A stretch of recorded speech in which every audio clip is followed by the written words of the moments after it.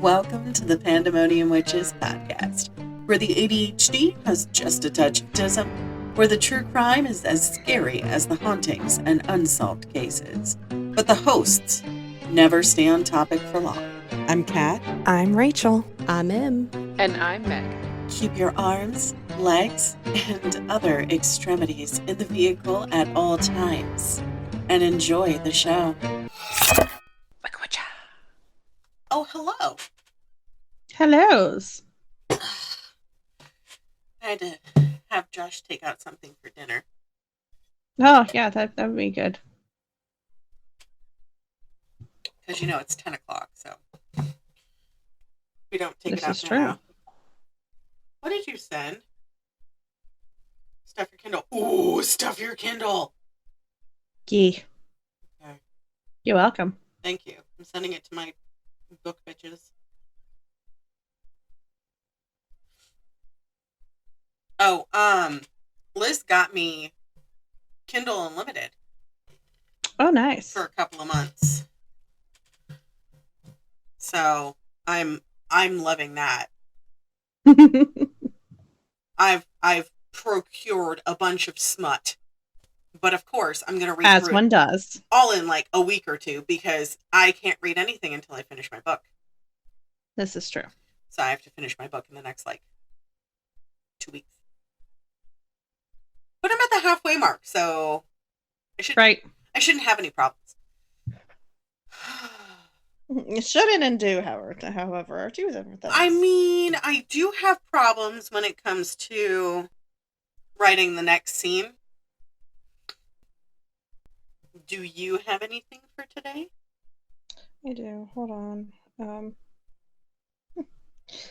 I clicked on the wrong thing. You clicked on the wrong thing. You've gone too Yeah. far. They've gone to plan. Well, I'm trying to...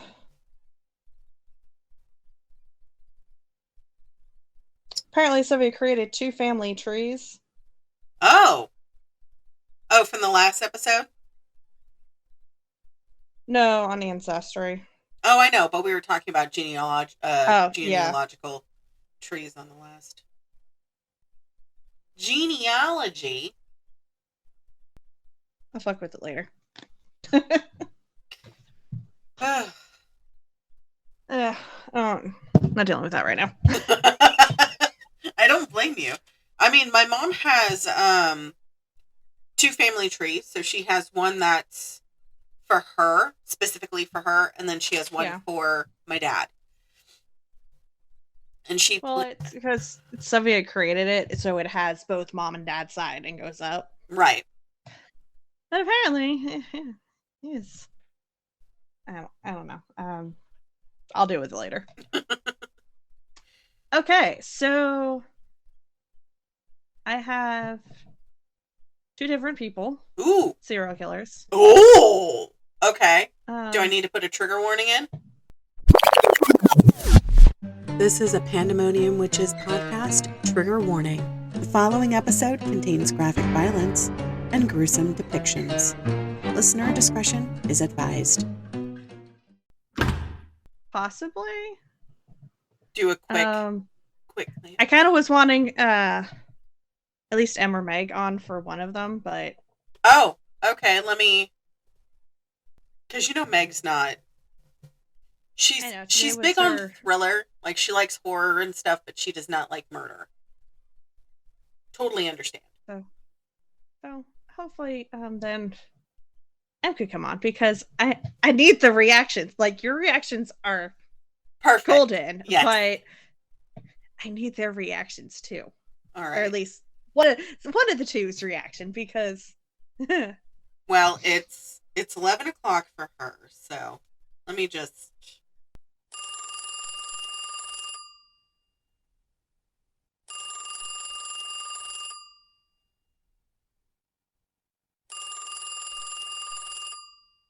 Good morning.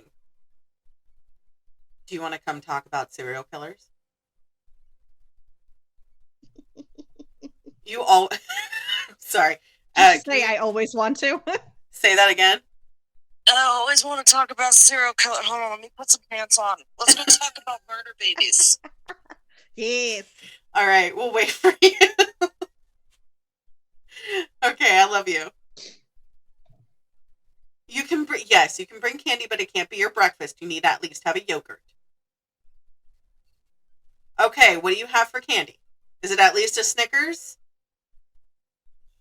Gotta have some protein. That's fine. It's peanut butter. It's okay. Okay, I'll see you in a minute. I love you. Okay, bye. I'm keeping all of that in, by the way. Oh, 100%. Today is the bleaching day, so we bleach the sinks and clear out the drains. The second to last Sunday of the month. Yep, it's the second to last Sunday. So I only have one thing of research left in my pocket. In my pocket. I mean, but that's mainly because it takes me so long to edit everything. So this is true. But I mean, that's okay.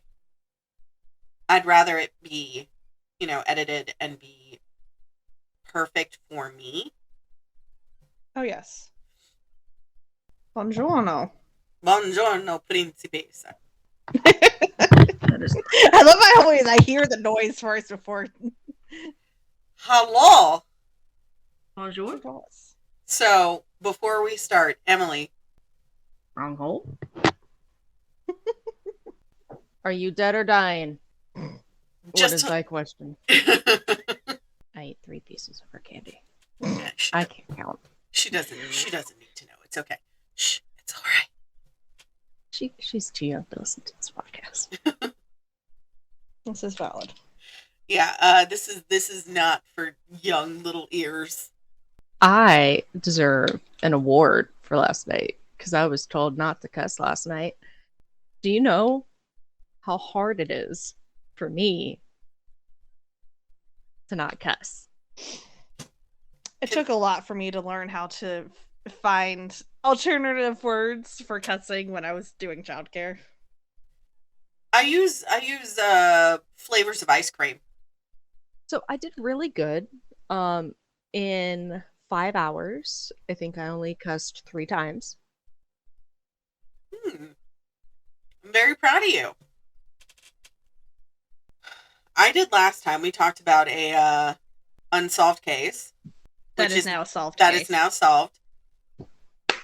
Very happy about. That was very clip. We can, huh? She's making noises. Oh. Firework. Ah, that was loud. We talked about how we can't talk about Rachel's case. Baby, it's a baby. I have baby fever right now, but that's besides the point. So I don't, and I'm glad I don't. Speaking of Rachel, I know you researched something. So it's a serial killer. It's a recover. Yes. Because we had to delete it. That is correct. Yes. Previously. So it is a take two. Take 2 of this person. Okay. You have family members that know him. No. I ate. Okay. All right. I'm fine. But you ate before, so it's not. I ate yesterday, so I should be fine. I should be fine. So I'm hearing I should get an omelet right now. No, you shouldn't eat, period. Probably not with this one. There we go. Here. Mind you, they didn't know him specifically. Hey, Chris, I mean, they went to school with him. They went to school with him. They did. What else? They lived in the same county. Yeah. Did you know, out in Wisconsin, there is a place that is actually called Oshkosh, and that's where Oshkosh Bagosh was created. Yes. And they were created as working overalls. Yes. Not and then they children's, of morphed course. into children's clothes. And they make some adorable children's clothes. Let me tell you, when I get pregnant, I already know. I am buying them those Oshkosh Bagosh. They're so precious. They're so cute. They are! You're looking them up. Aren't they adorable? So precious. They were originally made as mining covers. Yeah. Okay, So that hear way me the miners out. had specific clothes. Right now, they're doing a Black Friday sale. Everything is 50% off. So you should buy me something for my future baby. Yes. That I don't have yet. I'm not pregnant yet. Yet being the key word there, Yet. guys. Send the baby sparkles. Yes. All the sparkles. As long as the sparkles don't come off everywhere. Right. Because glitter is the herpes of arts and crafts. I don't know, man. I heard Send them to clitoris. me. Do what again? I heard clitoris. No. Oh God, glitter is now the herpes. I'm just thinking like glitter on the hoo-ha, and I'm like, ooh. You know people do that. Why? Yeah. Glitter bath bombs exist. Why? I don't know, but they do Listen, exist. when I broke up with my ex, he had these bath bombs that he was obsessed with. So I contacted our friend who makes the bath bombs. I ordered 2 from her.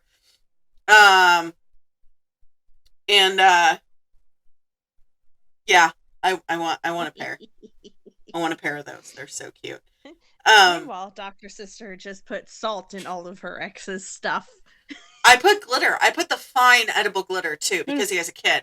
She put so much salt in all of the boxes of his stuff. Oh yeah, because he's a Satan's spawn. Speaking of Satan's spawnlings, so today we are talking about Ed Gein. fuck! I knew it. Wait, didn't I cover him last time? No, Or was that Kemper? no, I did Kemper. No, I did Kemper. Who did I do? Your husband? I did. And your wife, probably. I don't know. Why not both? Porque las dos. See? This ain't that kind of podcast. You know what it is, though. we do talk about murder. We do. So God damn the it. too long didn't read portion of it. That's where he was Buffalo born- Bill came from. Yeah.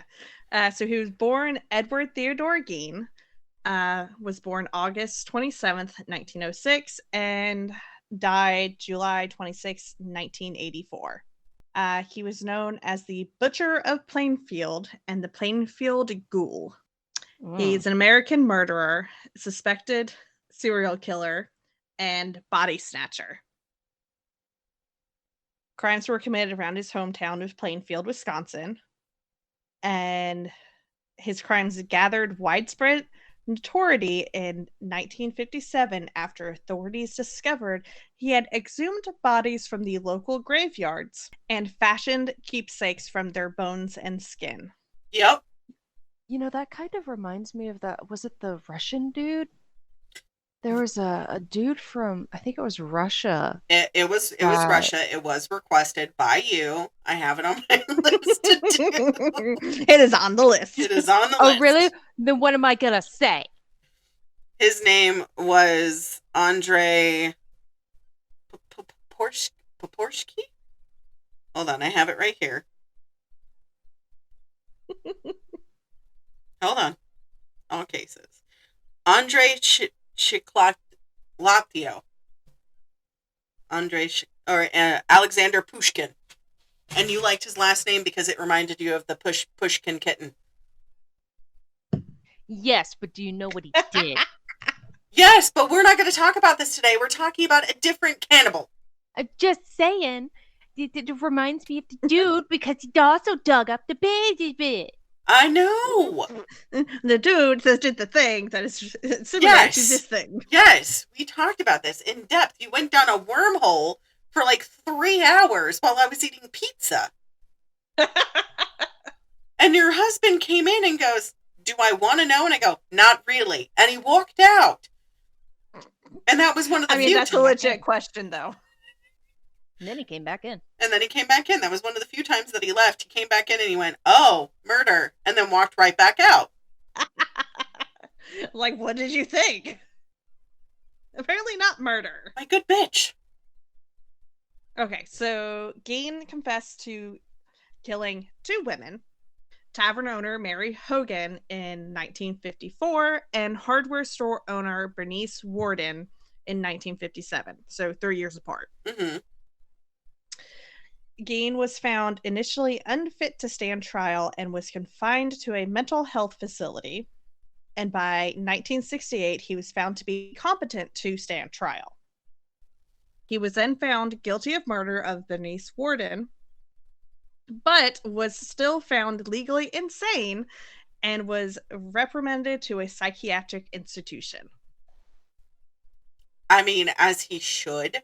But those psychiatric institutions out in Wisconsin were fucking... I mean, psychiatric institutions at that time were insane as they were.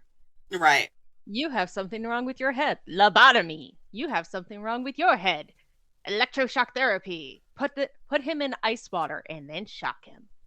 Right?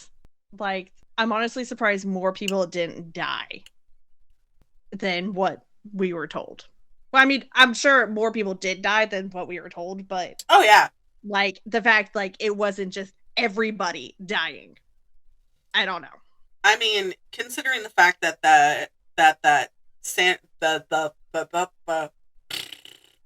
Rewind, take 2. The sanatorium in Wisconsin was notably one of the most horrible ones in that because family was up there. One of the most horrible in the region. They would just dump people there and leave. And like there was because it was middle of nowhere and right. And that's one of the haunted places in Wisconsin that's on my list that I am never going to. It's the one that Bagel Bites went to where he said that he felt like he was going to be sick the whole time and he ended up Ralphing when he left the exit. Yes. Yeah, I'm not going there. If he had that reaction, absolutely fucking not. I'll go. You'll go alone. I'll be your Mayo. Okay, hear me out. What if you can go with Josh? Hold on, honey. Yeah. Do you want to go to a sanatorium over by my aunt's house? Fuck it, let's go. You will go with Josh. Okay, hear me out. Fuck it, let's go. Hear me out. What if we go, right? Okay, hear me out. Uh-huh. We'll drop them off and go back to your aunt's. This is my hear me out cake. What if we go, but you stay right outside the property? In case anything bad happens, we have a speedy getaway. I'm okay with that. Maybe. Outside the property. In his car, which is properly shielded and veiled. Yes. Yes. Okay. Yes. That we could do. Going back to the subject at hand. So Gein died at Mendota Mental Health Institute from respiratory failure resulting from lung cancer on July 29th, 1984 at the age of 77. Good. He was then buried next to his family in the Plainfield Cemetery in a now unmarked grave, which I will come back to that point later on. Oh, yeah. I know why, but keep going. So that's the TLDR. Too long, didn't read, yes. All right, so he was originally born in La Crosse, Wisconsin. He was the second of 2 boys to George Philip Gein and Augusta Wilhelmine Gein. He had an older brother who was named Henry. His mother was a crazy religious Lutheran. She would preach to her sons about the innate immorality of the world and the evil of drinking alcohol, but also her belief that all women were naturally promiscuous. And I put in my notes, cue Promiscuous Girl by Nelly Furtado. Promiscuous girl. I am a Scarlet. You're a harlot, Scarlet. And that all women were also the instruments of the devil. Well, thanks. Yep. Thanks. Love that. So she made them reserve time every afternoon to read the boys the Bible, usually selecting from Old Testament and Book of Revelations. Damn. Jeez. But not like the loving parts. No, it was only the parts with death, murder, and divine retribution. So And you already, wonder why like, he's a serial killer. right, like already fucking up his head. And of course, Gein was obsessed with his mother and idolized her. Just ew. I'm getting Michael Myers vibes. Mrs. Gein absolutely hated her husband. So, like, why did you marry him, sis? For the money. What money? So, his father, George, was an alcoholic who was unable to keep a job, which, I mean, if I had her as a wife, I'd probably be an alcoholic too, because she's just chaotic and not in the good way. George had worked various times as a carpenter, a tanner, which smells horrible, and an insurance salesman. So he's had multiple jobs, can't keep a job. Jack of all trades. Yes. But a master of none. During their time in La Crosse, George owned a local grocery shop but sold the business.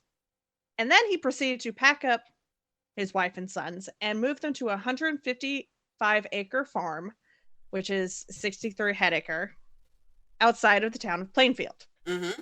And that's where shit started taking a turn, and not for the better. Nope. Augusta took advantage of the isolation by turning away outsiders who could possibly influence her sons. So basically trying to isolate her boys. They only left the boys only left the farm to go to school, and then they had to come immediately back. Right. So further isolating them. Ed spent most of his time doing chores on the farm when he wasn't at school. And at school, he was described as being shy. Classmates and teachers remember him as being weird, having strange mannerisms such as randomly breaking out in laughter as if he was laughing at his own jokes. Right. So Augusta. He was crazy. Right. So he was like, I mean, but he had to like talk to himself because he didn't have any friends. He didn't have any friends, right.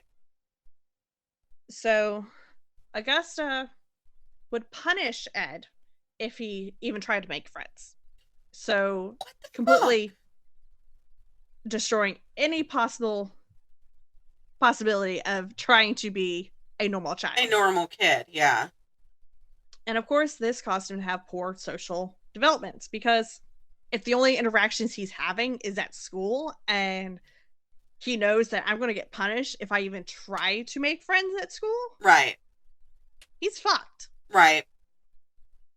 But despite all this, he still did fairly well in school, especially in reading, which is one thing you can do without anybody else. Friends. Right. So April 1st, 1940, George died. Which I put in my notes. Horrid April Fool's Day joke. Right.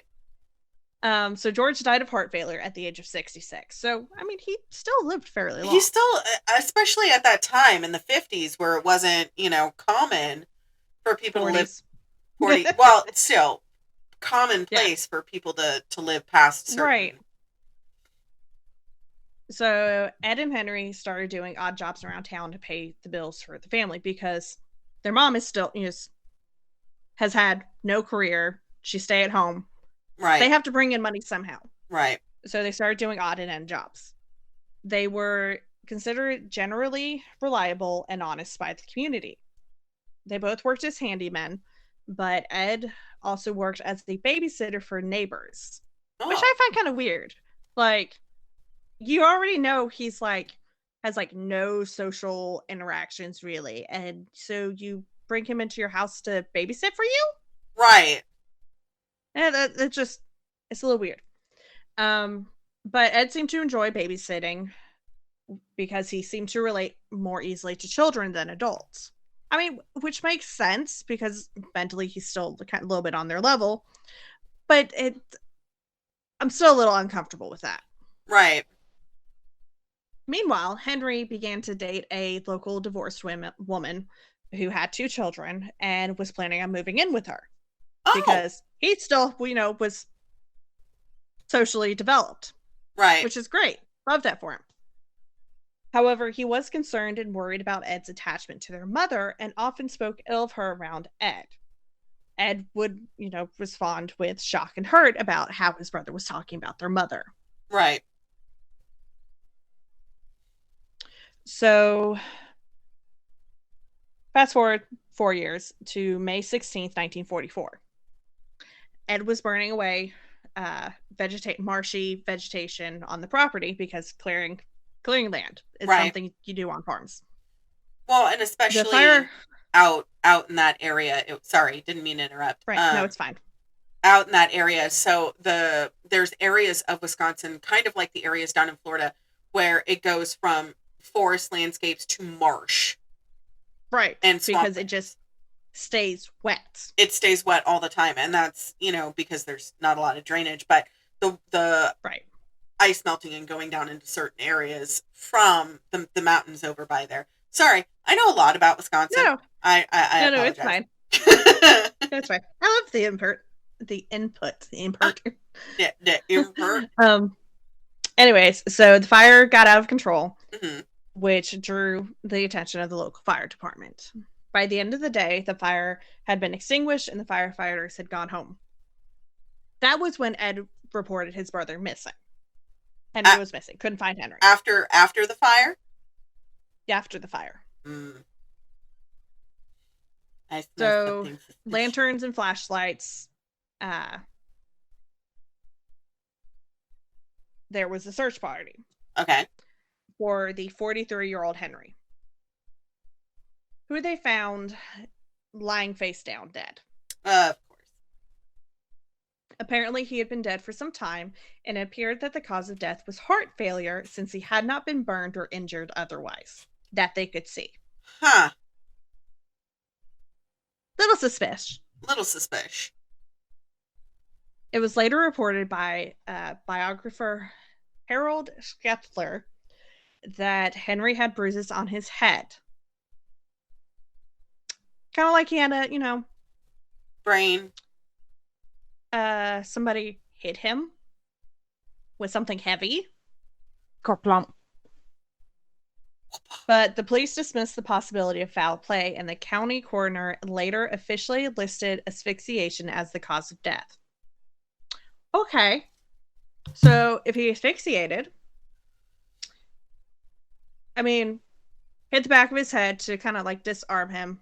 Right. And then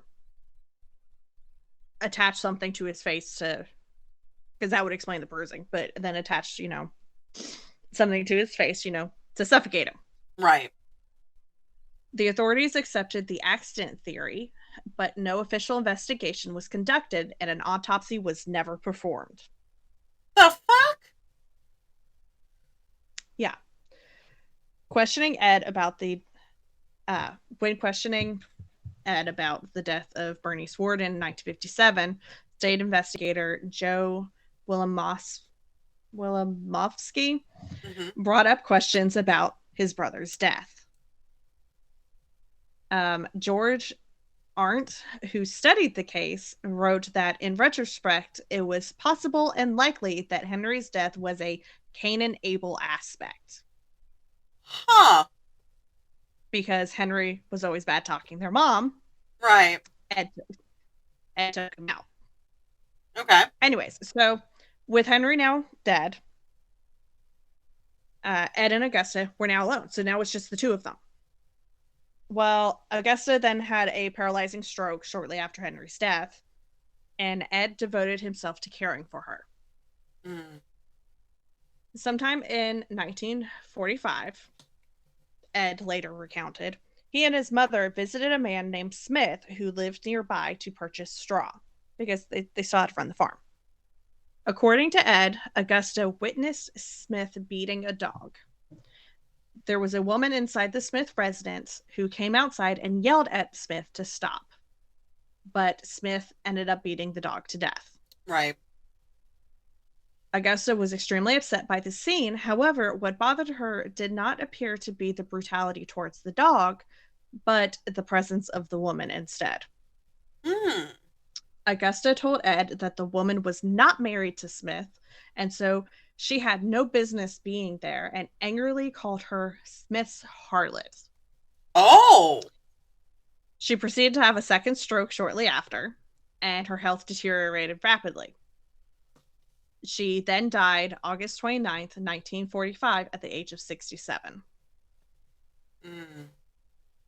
Ed was devastated by her death, and in the words of Schuster, he had lost his only friend and one true love, and he was absolutely alone in the world. Okay. So Ed held on to the farm somehow and ended up earning money from odd jobs. Mm-hmm. He proceeded to board up the rooms that had been used by his mother, including the upstairs and downstairs parlor and living room, leaving them untouched. So the last time his mother touched them, that's how they stayed. Which is a little weird to me, but So the rest of the house became increasingly squalid, very hoarderish things, because he wasn't throwing things away. He just was collecting things. The rooms that were boarded off remained pristine, just like it was the last time his mother touched them. It's a little weird. Little. Yeah. Okay, it's a lot weird. It's a lot weird. So Ed then lived in a small room next to the kitchen, which, I mean, it kind of makes sense because it means that he doesn't have to heat the rest of the house. He just focus on the one fire in the kitchen, which then, will heat his room. So, like, that part, like, it makes sense. But around this time, he became interested in reading pulp magazines and adventure stories, particularly those involving cannibals or Nazi atrocities.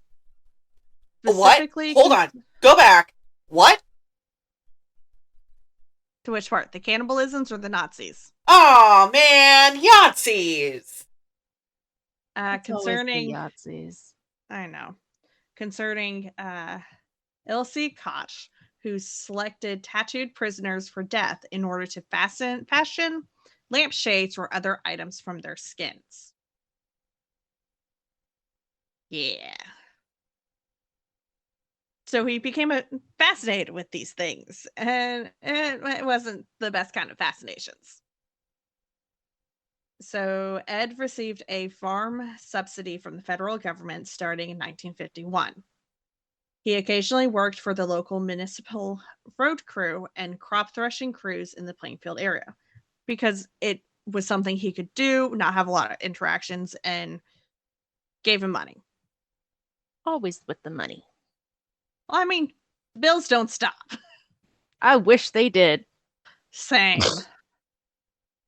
Sometime between 1946 and 1956, he sold an 80-acre 32 hectare parcel of land that Henry had owned because everything that his family had all came to him now. And so he's like, I need to make cash. I have all this land. I'm going to start dividing it up and selling it because it's more than one person can handle.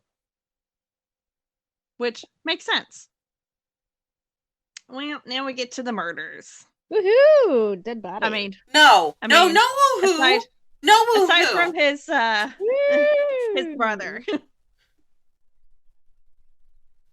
So, on morning of November 16th, 1957, 58-year-old Plainfield hardware owner Bernice Warden disappeared.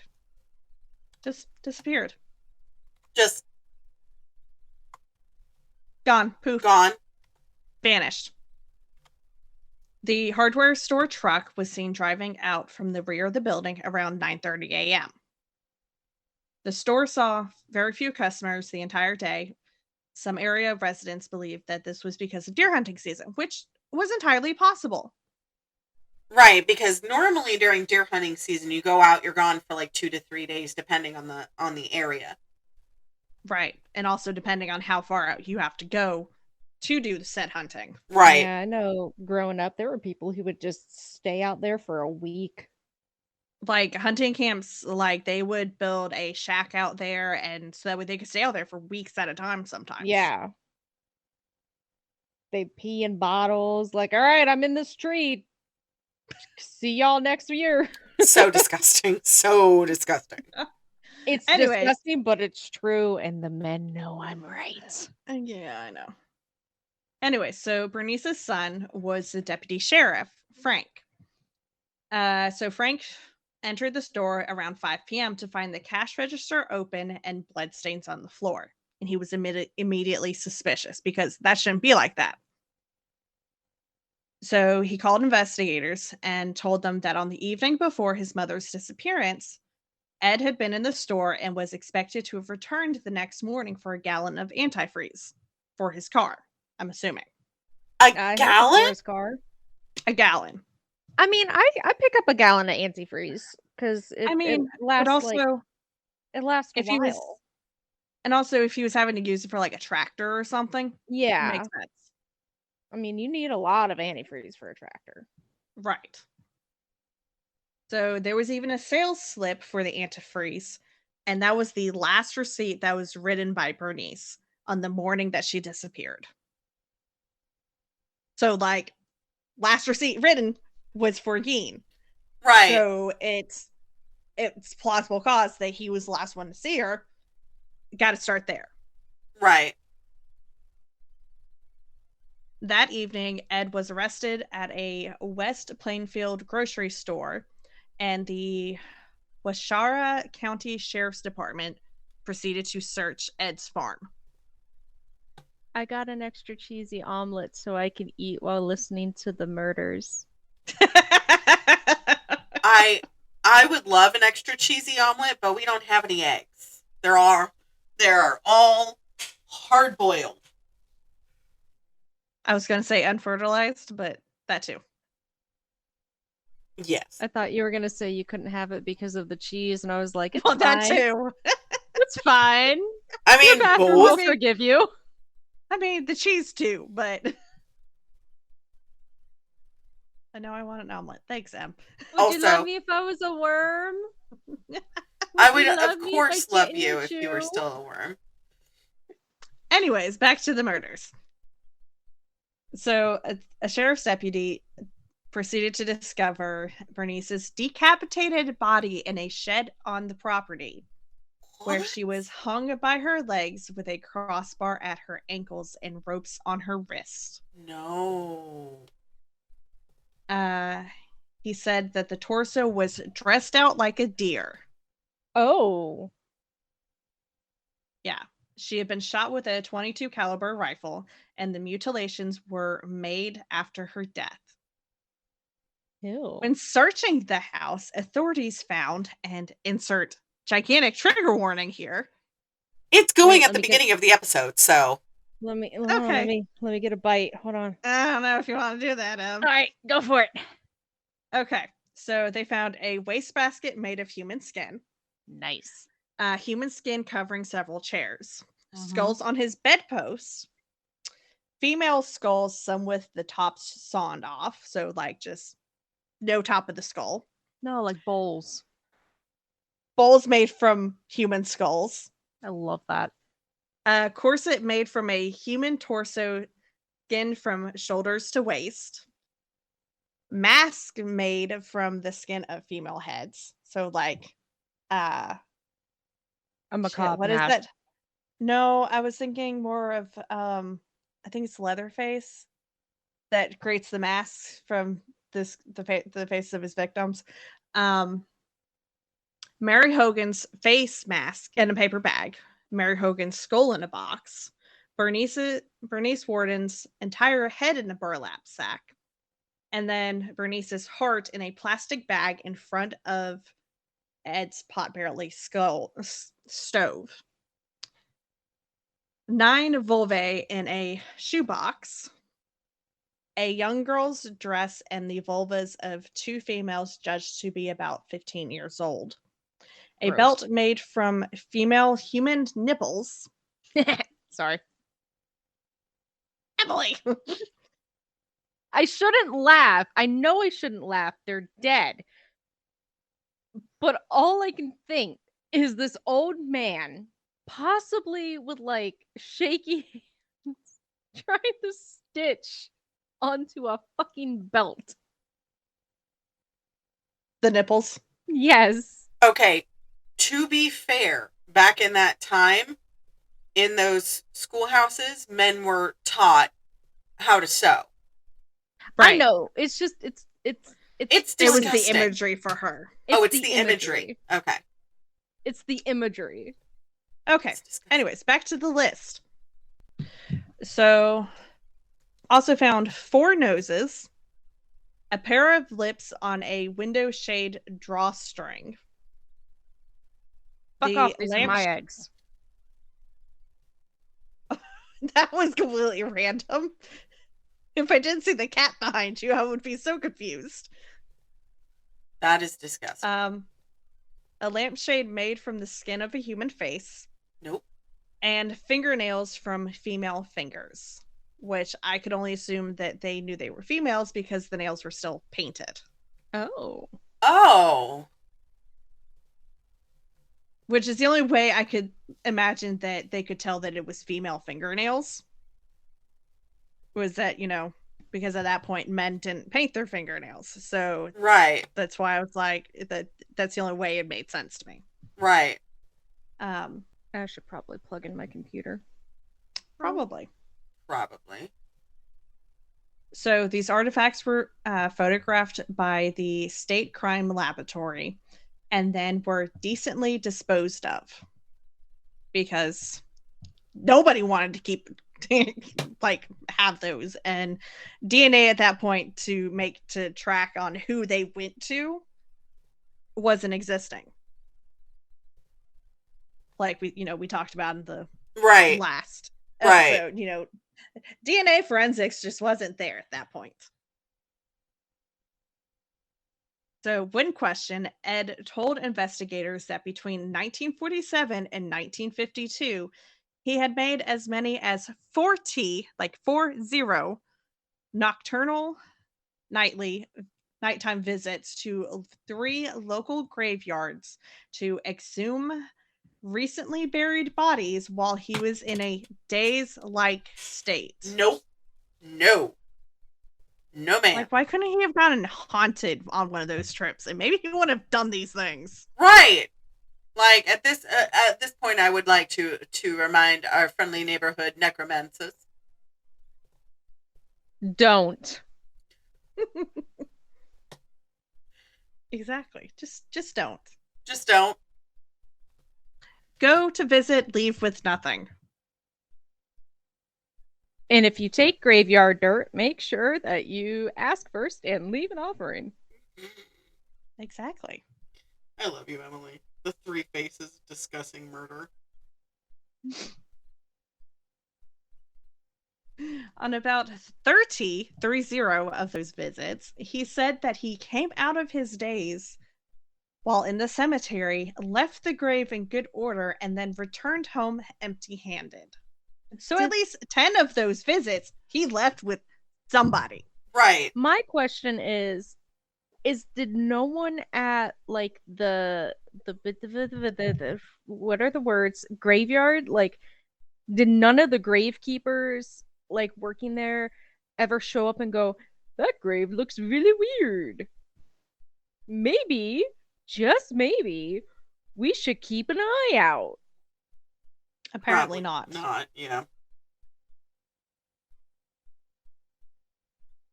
So for at least 10 of those visits that he did, he dug up the graves of the recently buried middle-aged women he thought to resemble his mother and took their bodies home with him. Bro. Where he proceeded to tan their skins to make his paraphernalia, because I'm sure he learned from his father how to tan skins because his father was a tanner at one point. Right. He probably still kept all of the tools of the trade. Ed admitted to stealing from 9 graves and even led investigators to their locations. Alan Wilimowski, I have such a hard time pronouncing his last name. That's who worked for the crime. Yes, who worked for the State Crime Laboratory, participated in opening 3 test graves that had been identified by Ed. The caskets were inside wooden boxes because that's how they were, with the top boards now crossways and not lengthwise, which is obviously not the way they're supposed to be. Right. The tops of the boxes were about 2 feet, 61 centimeters below the surface in sandy soil. Ed had robbed the graves. Yeah, Ed had robbed the graves soon after the funerals while the graves were not yet completed. Gross. So he did this before the grave workers had finished their task. So, like, like they should have noticed, though, that, hey, this isn't right, but they didn't. It's ye olden days. It's really not, though. Oh, I should really plug in my computer. So the test graves were exhumed because authorities were uncertain as to whether the slight Gein was capable of single-handedly digging up a grave during a single evening. They were found as Gein described. One casket was empty, another casket contained his crowbar, and the final casket saw that most of the body was missing. But Ed had returned rings and some of the body parts. Therefore, he has standards, okay? He just wants the body. He doesn't Not want the the jewelry. What Okay. the fuck? He's a Right. he's a body thief, not a grave robber, okay? apparently there's 2 different standards on this. Apparently, I'm at a loss. So because of this, his confession was largely corroborated because they're like, oh, well, it is like he said. Soon after his mother's death, Ed began to create a woman suit so that he could become his mother, to literally crawl into her skin. Like, I enjoy getting under my mother's skin sometimes, but not like this. Brings a whole new meaning to Mama's boy. Oh, fuck, yes. He denied having sex with the bodies he exhumed, explaining they smelled too bad. During the state crime laboratory interrogation. So he's not a necrophiliac. He just likes the bodies. Ed also admitted to shooting 51-year-old Mary Hogan, who was a tavern owner that had been missing since December 8th, 1954. And whose head they found in his house. But he later denied memories of her death. Oh yeah, I did that. Maybe. Prove it. Her head's right here. Prove it. He admitted to shooting her. I just don't remember what happens after that, apparently. So a 16-year-old youth whose parents were friends of Ed's and who attended baseball games and movies with him. Again, so weird. The 16-year-old reported that Ed kept shrunken heads in his house, which he had described as relics sent by a cousin who had served stationed in the Philippines during World War II. I beg your finest pardon. Okay, but like that low-key makes sense though. But still. Why? Right.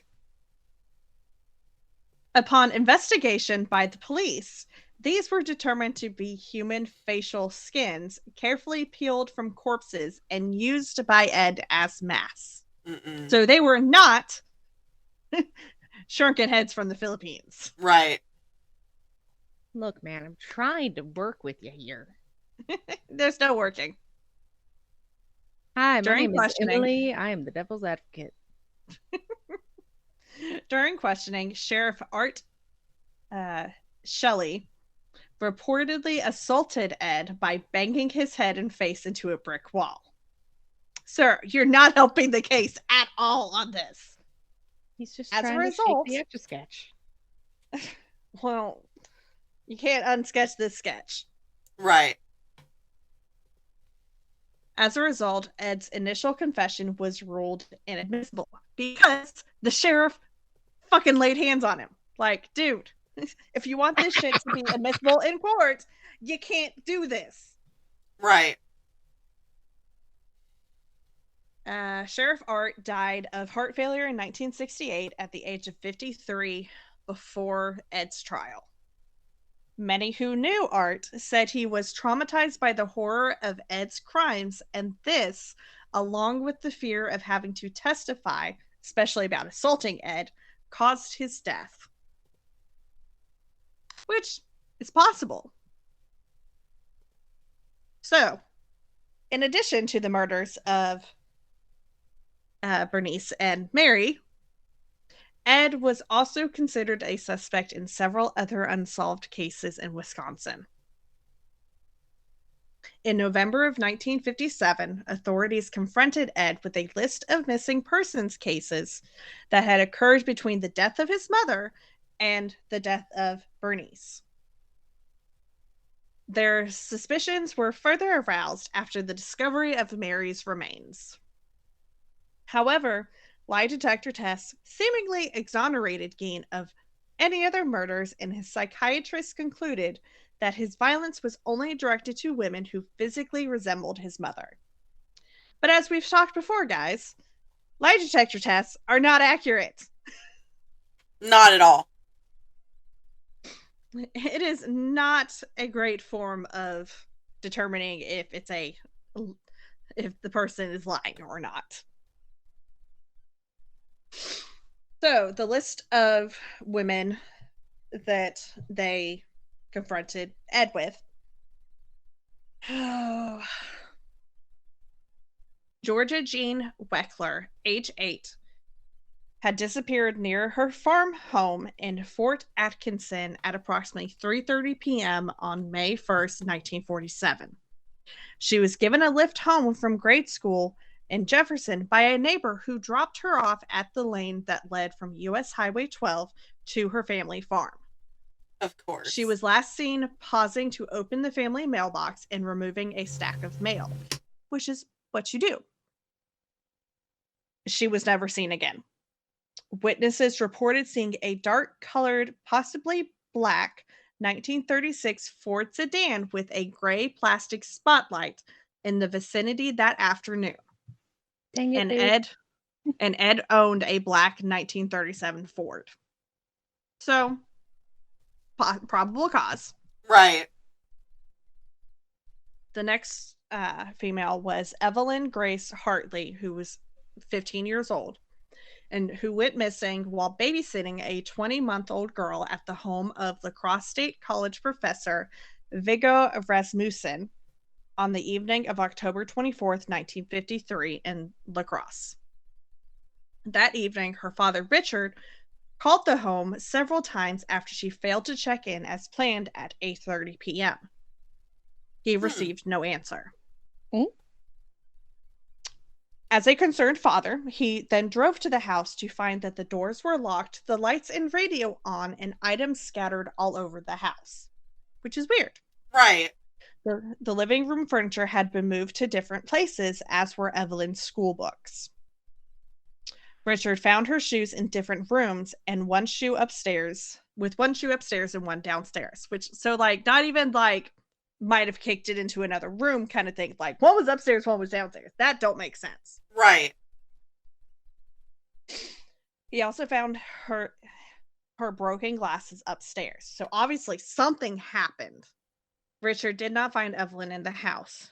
After Ed's arrest, Ed was questioned regarding the disappearance. However, he denied involvement in the disappearance and passed 2 lie detector tests. And police found no trace of her remains during a search of the property. So the next one is a male. Victor Harold Travis, age 43, was a resident of Adams County who went off to hunt deer in the company of 43-year-old acquaintance Raymond Burgess, who was a resident of Milwaukee, on November 1st, 1952. In the late afternoon, the pair stopped for refreshments at Mac's Bar in Plainfield for several hours, which makes sense. Right. At around 7 p.m., both left the bar, got into Raymond's car, and drove away. The hunters, along with the car Raymond was driving, were never seen again, and no trace of them was ever found. But I mean, like, they could have gone off, like, there's so many other explanations.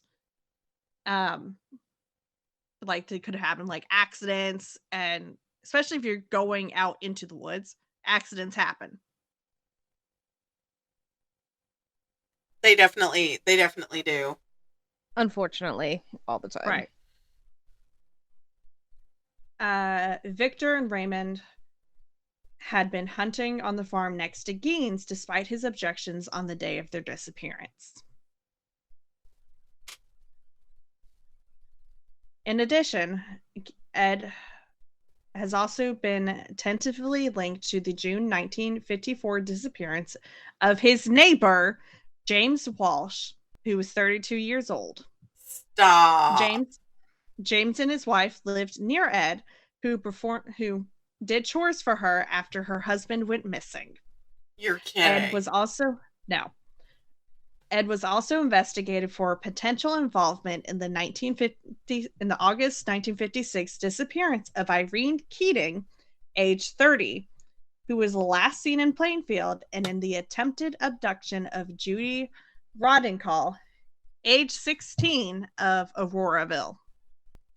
Okay, let's get to the trial now. Ah, hell yeah. So on November 21st, 1957, Ed was arraigned on one count of first-degree murder in Washora County Court, where he pleaded not guilty by reason of insanity. He was diagnosed with schizophrenia and found mentally incompetent, thus unfit for trial. He was then sent to Central State Hospital for the criminally insane, which is now the Dodge Correctional Institution. Mm-hmm. And it's a maximum security facility in Waupun, and later transferred to the Mendota State Hospital in Madison. In 1968, doctors determined Ed was mentally stable enough to confer with counsel and participate in his defense. The trial began November 7th, 1968, and lasted 1 week, which is a relatively short amount of time. Right. A psychiatrist testified that Ed told him that he did not know whether the killing of Bernice was intentional or accidental. You fucking shot her. Right. And then dressed her up like a deer, dude. No. Whether or not you shot her accidentally or not, the rest of what you did was intentional. Do you know what? No one ever claimed he was smart, okay? Right. Do you know what trussing something up? You know what? Okay. All right. I know. Okay. But that's because I have friends who are hunters, and my dad hunts, and my brother hunts. So, like, I know these things. Right. For those of you that don't, it's not pleasant. It's not. Just say that much. It's not. It's like when you're doing the frog dissection in school. Oh, yeah. We never dissected frogs. We dissected pig fetuses. Oh, we did that in high school, but for like 6th grade, we had to dissect bullfrogs. We didn't do it in 6th grade. Ours was all in high school. Nice. Yep. Must be nice. That's when I found out that I hated the smell of formaldehyde, and I get physically, like, I get nauseous, like, to the point where I'm almost throwing up. Right. So that was fun. I made my science teacher almost throw up because I misplaced my scalpel and it went straight through the eye and it squirted, and I was like, look guys, look, and I went around and did it to everybody's, and the teacher was like, please stop doing that. Like, why are you doing this? I had to mop the floor. I bet you did. It goes everywhere. Anyways, so please don't do that. Yeah, please don't. So Ed had told the psychiatrist that while he examined a gun in Warden's store, the weapon discharged and killed Warden. Okay, but the guns in the store should be unloaded. Right. Yes. They never give you ammo to put into the gun while you're looking at it, because every weapon should unless he put the ammo in it. Right. which means that he should have already purchased it and the ammo.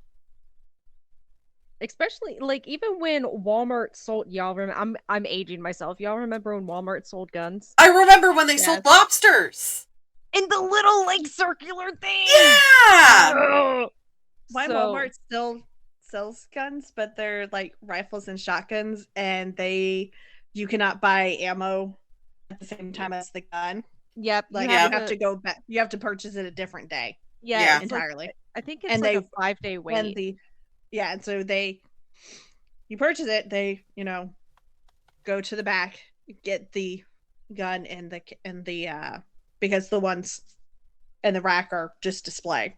Right. And they have like 3 different locks on them. So they go to the back, get the gun. They check you out. The associate then has to walk you to your vehicle with it Yep, to then put it in the vehicle. and they have to see you. If you're not leaving at that time, they have to see you lock your car and they have to walk you back into the store. Yes. And you cannot get any sort of ammo. And they do that for Academy here in Texas when I went and got my birthday present. They walked me out of the store. We were able to buy ammo at the same time, but they held everything. So they walked us to the front. Yes. They held it, and then the person purchased it. I purchased it, and then they handed it back to the associate, walked us out, and there's literally 2 security guards on each entrance and exit. And they're like literal cops and not Yeah. just security guards. And I was like, oh my dear God. Well, because so many people have gone into stores and purchased guns and ammo, gone out to their car, loaded it, and come back inside and shot people. Yeah. Right. So they have these things in place for a reason. Anyways, so I call bullshit on his excuse that it accidentally Right. discharged. Yeah, so like even when Walmart still did that, like it was the ammo was on like Still we'll say separate. ammo was aisle 8 and guns were aisle 10, Right. you know. Like there was things between it. Right. Right. And like here it's still on the same aisle, but you still cannot purchase the 2 together. Right. Yeah, and there's It's one or the other. Like Yeah. and if you purchase ammo, you cannot purchase the gun same day.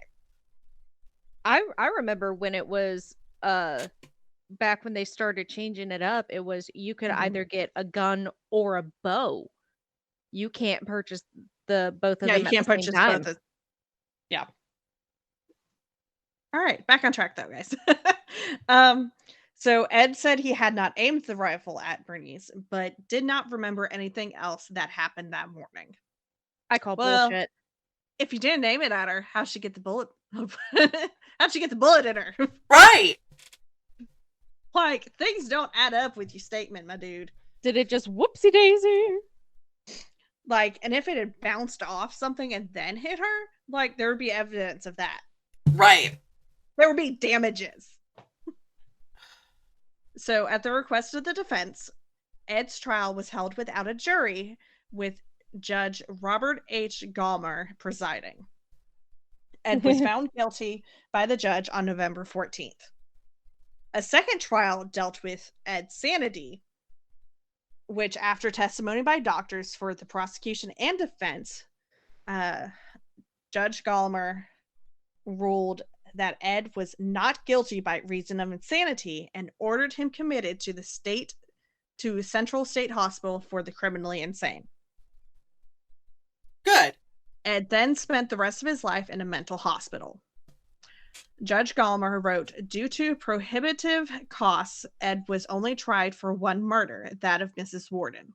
He also admitted to killing Mary Hogan. So, with the fate of his family's property because he had no children. His brother had no children. So this is the fate of the farm.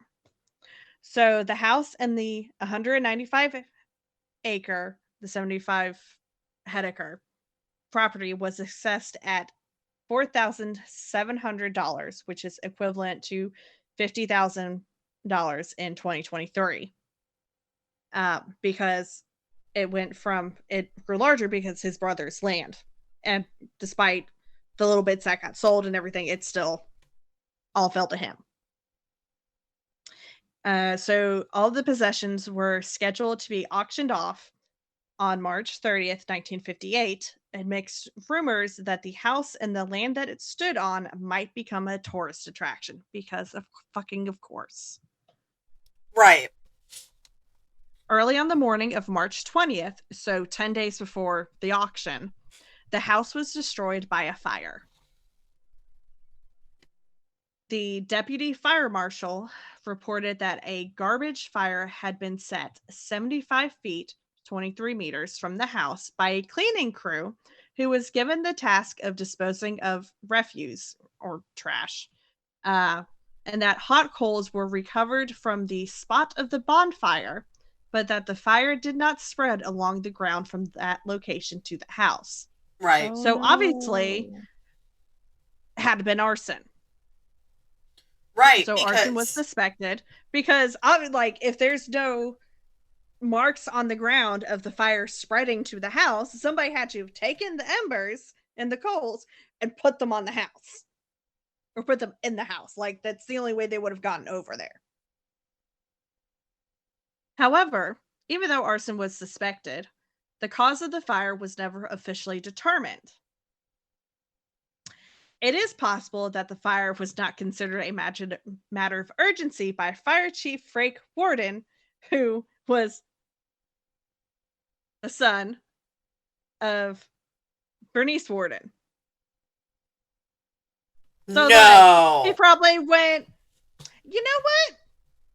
This is a good thing. We're just going to let it burn and just burn everything down to the ground. Right. And then just sell the land. This house does not need to be standing anymore, which I don't blame him. So I don't blame him either.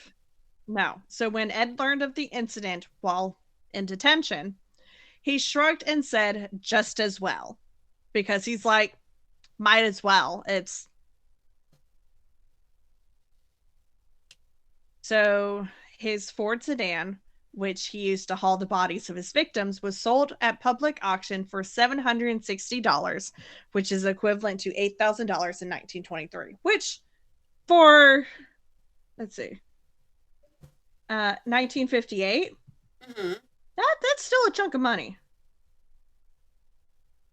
However, it was sold to carnival sideshow operator Bunny Gibbons, who proceeded to charge carnival goers 25 cents admission to see the car. I hope Bunny Gibbons got haunted. I mean, yeah. So, upon his death, Ed was buried in the Plainfield cemetery next to his family. Mm-hmm. He died due to respiratory failure, which was secondary to his lung cancer, on July 26, 1984, at the age of 77. Oh, no. So, the reason why he's in an unmarked grave is because over the years, souvenir seekers chipped pieces off of his gravestone until the stone itself was stolen in 2000. It was recovered in June 2001 near Seattle, Washington, and was placed into unknown storage at the Washara County at the Sheriff's Department. But it's unknown because they have it well hidden, because they don't even want their the people in the Sheriff's Department going and taking looks at it. Right. So now the gravesite itself is unmarked, but it's not unknown, as he's interned between his parents and brother in the cemetery. So if you find them, you will find him. So, popular culture. His story has had a lasting effect on American popular culture, as evidenced by its numerous appearances in film, music, and literature. The tale first came to widespread public attention in the fictionalized version represented by Robert Bloch in his 1959 suspense novel Psycho. In addition to Alfred Hitchcock's 1960s film of the novel Psycho, Ed's story was loosely adapted into numerous films, including Deranged, which came out in 1974, In the Light of the Moon, which came out in 2000 and was re-released in the United States and Australia as Ed Gein 2001. It also came out as Ed Gein, the Butcher of Plainfield in 2007, Ed Gein, the musical in 2010, which is terrible, and the Rob Zombie films of House of a Thousand Corpses and its sequel, The Devil Rejects, which the boyfriend and I saw House of a Thousand Corpses in theaters last year when it came out. Right. So last year, it was like the anniversary of it or something. He had never seen it before. No, I was like, stop. Oh my god, yeah. So that was a little that was a little teaching moment for him. But yeah, no, we went and saw it in the theaters, which was really kind of cool. We made a whole date thing out of it. It was fun. I mean, House of a Thousand Corpses is thanks. I loved it too. I mean, it was definitely not. It's gory, guys. If you wanted to see something, not Saw level gory, right? It's still gore. I thought you said it was boring. I was like, what are you talking about? Gory. If you want to see something that's like along the same lines with the gore factor, but not as much visualistically, like it's kind of hidden gore, you can watch the remake of House of Wax, which they do base the character in House of Wax off of him as well, with the collection of humans, but it's based on a scary story by the same guy who did House on Haunted Hill. Okay. Sorry. Ed served as the inspiration for myriad fiction serial killers, most notably Norman Banks, Psycho, Leatherface, like I said earlier, the Texas Chainsaw Massacre, Buffalo Bill, The Silence of the Lambs, Garland Green of Con Air, and the character Dr. Oliver Thredson in the TV series American Horror Story Asylum. Interesting. Yes. American filmmaker Errol Morris and German filmmaker Werner Herzog attempted unsuccessfully to collaborate on a film project about Ed from 1975 to 1976. Morris claimed to have interviewed Ed several times and ended up spending almost a year in Plainfield interviewing dozens of locals. The pair planned secretly to exhume Ed's mother, from her grave to test a theory, but never followed through on the scheme and ultimately ended their collaboration. Thank freaking God. The aborted project was described in a 1989 New Yorker profile of Morris. Hi, Fluffy. Fluffy! Hi, Fluffy! She came in, kind of went, and then went under the desk and started licking my toe. She's weird. She's weird. She likes licking toes. I don't know. She's a toeist. As opposed to being a taoist. Yeah. So Ed's story inspired American grunge band Tad to write the song Nipple Belt from their 1989 album God's Balls. Ed also inspired American thrash metal band Slayer to write the song Dead Skin Mask from their 1990 album Seasons in the Abyss. Josh loves that song. Of course he would. Because it's Slayer. Oh yeah, but that particular song though, like Yeah, yeah. You said it was catchy, and I was like, you know what? you actually listen to the lyrics, Right. and the meaning behind it, sir. I don't want to tell him. Let's not tell him. I'm not Preserve gonna the tell him. You gonna tell innocence. him? Preserve the innocence. Yes. What little there is left. Additionally, Ed was the inspiration and namesake for the song Nothing to Gain by American heavy metal band Mudvayne from their 2000 album LD50. Thanks, I hate it. Right. The character Patrick Bateman in the 1991 novel American Psycho and its 2000 film adaptation mistakenly attributes a quote by Edmund Kemper to Gein saying, "You know about Ed Gein's You know what Ed Gein said about women. He said, when I see a pretty girl walking down the street, I think two things. One part of me wants to take her out, talk to her, be real nice and sweet and treat her right. The other part wonders what her head would like on a stick." And that was Ed Kemper, which I did talk about Right. in the Kemper episode, which, yeah. Yes. In 2012, German director George Buttergit wrote and directed a stage play about the case of Gein titled Cannibal und Lebe at Theater Dortmund in Germany. The part of Gein was played by actor Jo Robeck, which I know I did not pronounce his name right, and I'm really sorry, guys. Look, we try our best. We try our best. According to George W. Arndt, the news reports at the time of Ed's crimes spawned a subgenre of black humor called Gainers. I hate it. In 2002, Ed was featured in an episode of Netflix's Dahmer monster, the Jeffrey Dahmer story, as a possible inspiration for Jeffrey Dahmer. However, a direct connection between the two is seen as speculation. And lastly, but not least, in 2023, a multi-part docuseries aired about the life and upbringing of Ed Gein titled Psycho, The Lost Tapes of Gein, which I refuse to see. I've watched it only because I wanted to see the town where my great-grandparents grew up. Right. I mean, which makes sense.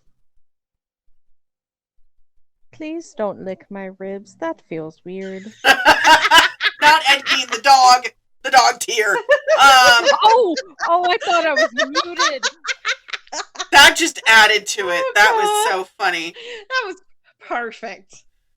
I love your Snapchat my cat, story. Licks toes, and my cat licks toes. Yours is licking the ribs. I love Snapchat story where it says nothing like an omelet while listening to how people get skinned and killed. Can we just real quick? Can we take a second to appreciate the pets of the Pandemonium? Yes. So we have. I mean, my pet is dead, so she doesn't really count. But you have as a husband. You can see, hold on. So this dark spot, Rachel, you see me Can on. you hear her? Yes. You're asking the deaf one if I can hear? I heard a purr. Okay. So my dead cat hangs out over here. Rachel can tell you this spot changes color. Yeah. And it usually gets a little bit darker or a little bit lighter, depending. That's where she likes to hang out, but I mean. Well, especially because, when we're recording and everything, it makes sense that. Right. And then we have Tyr, the pity. The rescue pity. Crush is right back here. The orange cat. The orange cat that shares the brain cell. And then you have Fluffy. You have Fluffy. Fluffy, yes. And then you have Midnight, which occasionally comes on. Yes. She stays in Nevada with Dad. Right. I hated today. I don't know. I had an omelet. Today was great. I'm going to go get food after this. Okay. But that was Ed Gein. Went ahead and just got him out of the way again. Thank you. I appreciate that. You know how much I hate You're welcome. it. I know. There's 2 bars in that area that do have his picture, and they use it as a dartboard. As they should. Right. Do not, if you're watching the Ed Gein tapes, do not eat Do it. Right. while watching it. I made that Not mistake. unless you have an extremely strong stomach and Emily, it You does know- not bother you. you know I have a strong stomach. I worked at the morgue.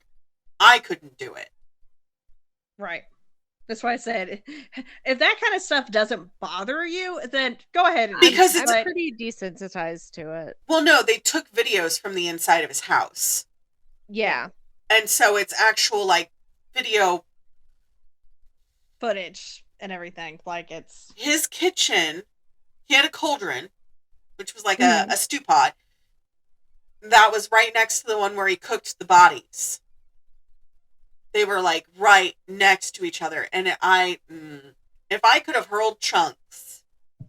What's that woman on TikTok? You can eat at everybody's house. right.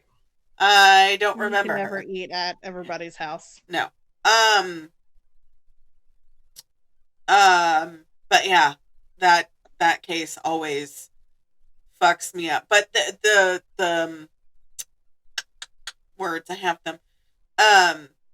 Psycho, Norman Bates was based off of Ed Gein. Right. Fruffy, she's so cute. Is she a Maine Coon?